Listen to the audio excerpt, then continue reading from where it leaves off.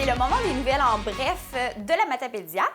Les bars vont devoir désormais fermer leurs portes à minuit et également tenir un registre des clients. Il sera ainsi plus facile de retracer ceux qui ont été en contact avec une personne infectée par le COVID-19.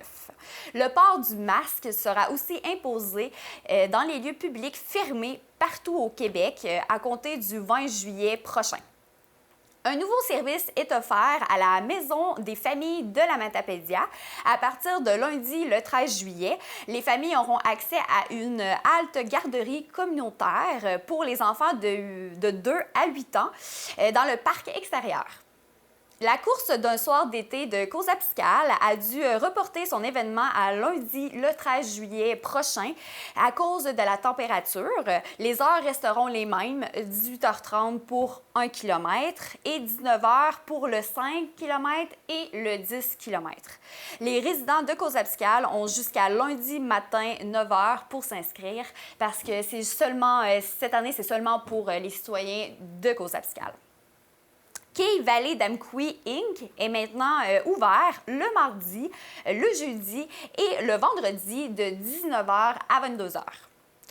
La ville d'Amqui nous met en garde que présentement, des personnes visitent des résidences sans autorisation pour vendre des produits ou des services.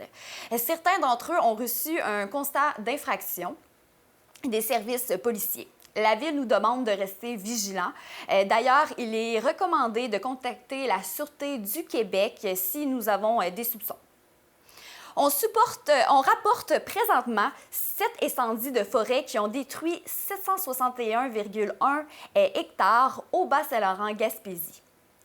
Habituellement, la moyenne sur 10 ans est de 3 incendies couvrant une superficie de 2,5 hectares.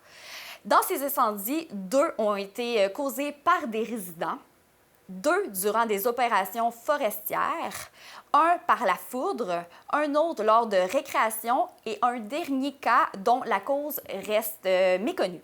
En ce mois de juillet, la prudence est importante avec les activités récréatives en forêt, le camping et la période des vacances.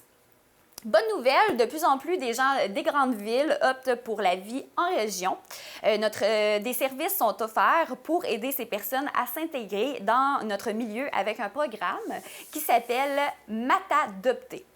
Le but est aussi de sensibiliser les gens d'ici à ouvrir les bras aux nouveaux arrivants pour qu'ils aient envie de rester et qu'ils en gardent du moins un beau souvenir s'ils désirent de repartir.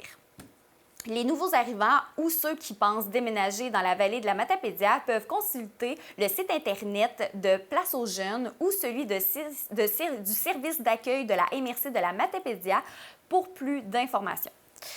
Les policiers et les cadets policiers de la Sûreté du Québec feront de la patrouille à vélo ou à pied dans les prochaines semaines dans les différents parcs et skateparks de la MRC de la Matapédia pour sensibiliser positivement les jeunes sur le port du casque en vélo, en trottinette, en patin et en planche à roulettes.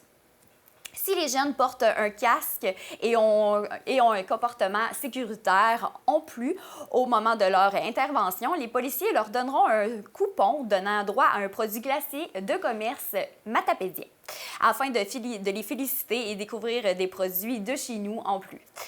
Très bonne initiative. De nombreux partenaires ont désiré s'associer à cette initiative de la Sûreté du Québec, dont Cosmos Matapédia, Club Optimiste d'Amqui et les Grands Amis de la Vallée. L'aéroport régional de Montjoly et les élus locaux ne baissent pas les bras après l'annonce d'Air Canada sur l'abandon de sa desserte dans l'est du Québec. Un projet du nom de Régionnaire pourrait voir le jour. La ligne aérienne permettrait d'offrir un service aux aéroports de Montjoly, de Bécomo, de Gaspé, de Havre-Saint-Pierre, des îles de la Madeleine, de Rivière-du-Loup et de Sept-Îles avec des prix assez abordables. On parle d'un vol qui partirait tous les matins et qui reviendrait tous les soirs. C'est ce qui termine les nouvelles matapédiennes. Après la pause, je m'entretiens avec l'animateur radio d'Amqui, Charles-Antoine Gontier.